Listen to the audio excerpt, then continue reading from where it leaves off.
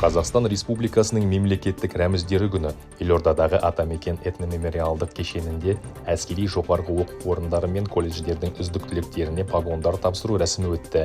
Сағадат Нұрмағамбетов атындағы Құрлық әскерлері әскери институтының түлектері Бауыржан Алпысбаев пен Иман Жүсіп Асылбеков, радиоэлектроника және байланыс әскери инженерлік институтының түлектері Бекжан Дайырбай мен Диас Омар президент Қасым-Жомарт Тоқаевтың қолынан офицерлік погон алу мүмкіндігіне ие болды. Сондай-ақ жоғары әскери оқу орындарының оқу үздіктері Данияр Ғабидин, Тимур Қазисов, Алмаз Дүйсенбаев және Қанат Мұратовтар қорғаныс министрі генерал-полковник Руслан Жақсылықовтың қолынан лейтенант погондарын алды.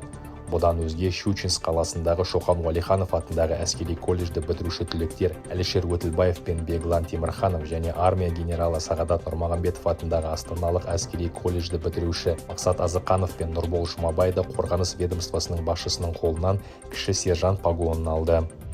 Астанада қорғаныс ведомствосының басшысы генерал-полковник Руслан Жақсылықов Азиядағы өзара іс-қимыл және сенім шаралары жөніндегі кеңестің бас хатшысы Қайрат Сарыбаймен кездесті. Қазақстан қорғаныс министрі халықаралық форумның көпжақты ынтымақтастықты нығайтуға, өңірдегі өзара іс-қимыл негізінде тең, бөлінбейтін қауіпсіздік пен жалпы даму идеяларын ілгерілетуге қосқан үлесін атап өтті.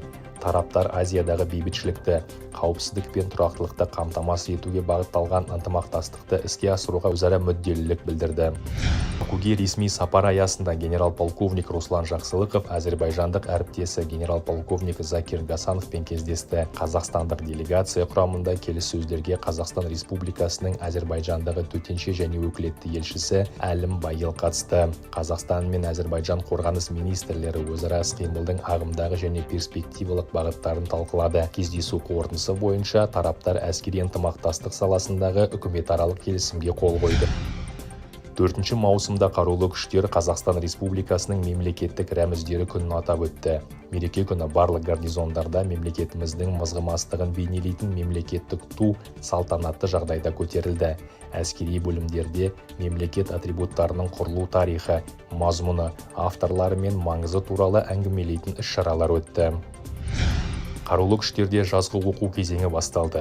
3 маусымнан 6 маусымға дейін қарулы күштердің әскери басқару органдарында, құрамаларында, әскери бөлімдері мен мекемелерінде жауынгерлік дайындық бойынша кешенді тактикалық саптық сабақтар өтті.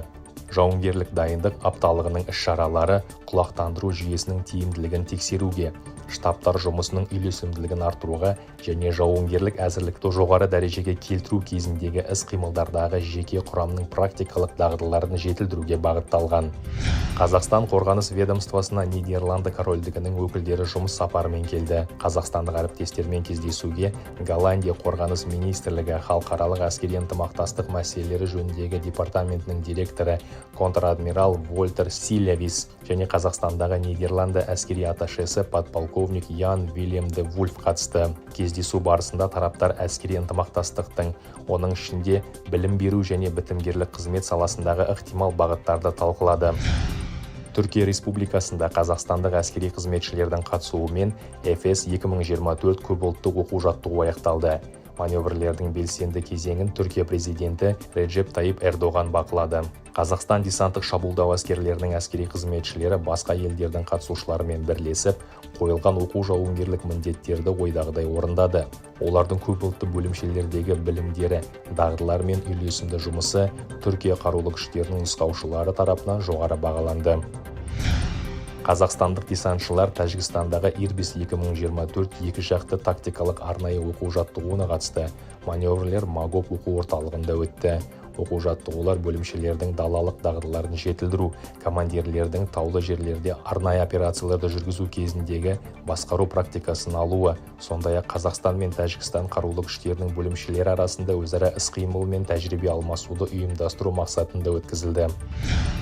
Ақтау гарнизонының әуе шабуылына қарсы қорғаныс бригадасында көктемгі әскерге шақырылған мерзімді қызмет сарбаздарының әскери ант беру салтанатты рәсімі өтті. Іс-шараға бригада командирлері, қарулы күштердің ардагерлері, интернационалист жауынгерлер, сарбаз аналары кеңесінің мүшелері, Маңғыстау, Түркістан, Қызылорда, Атырау, Ақтөбе облыстары мен Астана қаласынан әскерге шақырылған сарбаздар туыстары мен жақындары қатысты. Олар салтанатты жағдайда отанды қорғауға және әскери қызметтің ауыртпалықтарын табандылықпен көтеруге ант берді. Радиоэлектроника және байланыс әскери инженерлік институтының курсанттары Гранит жауапкершілігі шектеулі серіктестігінің арнайы конструкторлық технологиялық бюросының базасында өндірістік тәжірибеден өтті. Радиоинженерия саласындағы мамандармен бірлесіп жұмыс істеу курсанттарға өздерін нақты өндірістің бір бөлігі ретінде сезінуге, құрылымдық, функционалдық және принциптік схемаларды тереңірек зерттеуге мүмкіндік берді. Су тасқынына қарсы іс-шараларға қатысқан Ақтау, Гвардейск, Қостанай және Шымкент гарнизондарының әскери қызметшілері тұрақты орналасу пункттеріне оралды. Апат кезінде олар бөгеттерді нығайтумен, жергілікті тұрғындарды эвакуациялаумен, зардап шеккен азаматтарға азық-түлік пен дәрі-дәрмек жеткізумен айналысты. Ал су деңгейі төмендегеннен кейін оның салдарын жоюға қатысты. Іс-сапардан оралған жауынгерлерді салтанатты жағдайда әскери оркестрлердің әуенімен олардың туыстары мен әріптестері қарсы алды. Мунгён қаласында Корея қарулы күштері спорттық корпусының базасында халықаралық әскери спорт кеңесі ұйымдастырған таэквондодан әскери қызметшілер арасындағы 27-ші әлем чемпионаты аяқталды. 8 салмақ дәрежесіндегі жарыстарға әлемнің 20 елінен 260 мықты спортшы қатысты. Жекпе-жек нәтижелері бойынша орталық спорт клубының спортшылары Қазақстан Республикасы Қорғаныс министрлігінің қоржынына 2 алтын, 5 күміс және 1 қола медаль салып, жалпы командалық есепте екінші орынды иеленді.